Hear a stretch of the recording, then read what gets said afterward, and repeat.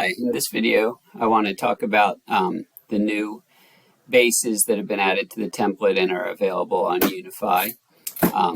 These bases use the floor slab edge tool, which is our preferred method here at Beck. It's most consistent. So you've created your finished floor, and then you use the architecture floor slab edge to place the base. So you'll see there's a number of bases available, and you just basically pick the one you want and pick on the edges of your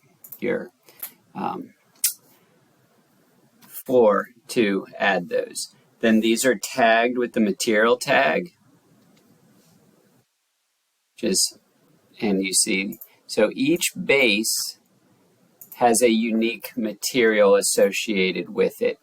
Unfortunately, sweeps, whether they're wall sweeps or bases or slab edges, can't be tagged by anything but a material tag. They may be able to be tagged with a keynote tag, I'm not sure. But either way, that would be a keynote material tag, and you would do the same thing. So each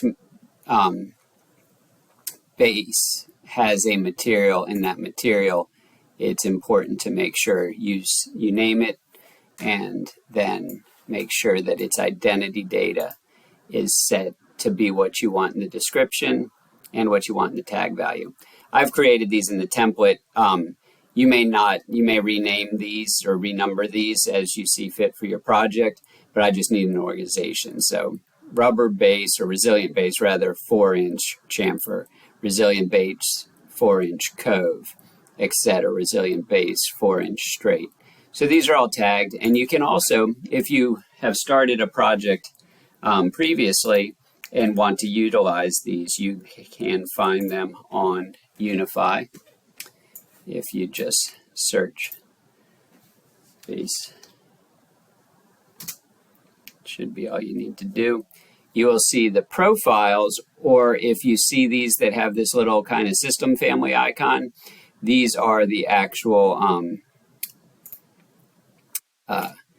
slab edges. So you can load that slab edge type into your project and go ahead and place it. It'll bring the profile, it'll bring the material, and it'll bring the slab edge. So those would be in your project. So I hope this is helpful to you. And if you have any questions or suggestions for different kinds of bases we need to create, please let us know. But you can certainly make your own. They're all profile based, so they're very easy.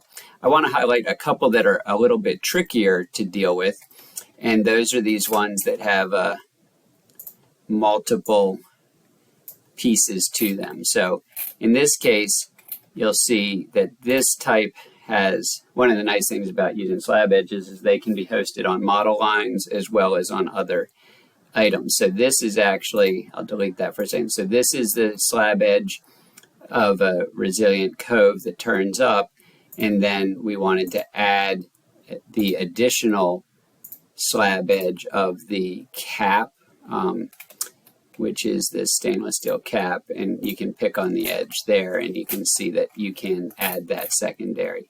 So that might be time consuming to place too. So there is another approach that I used that you can use as well, and that's a wall that's a finish wall with all the same information in it, and this just has the sweeps embedded into it. So if you draw with this wall type, you'll see that it automatically has that cove and those.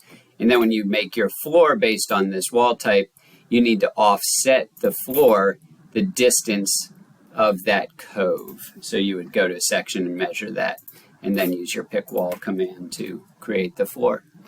So anyway, and nice thing about wall is, you can change its height on the fly if this goes higher up the wall.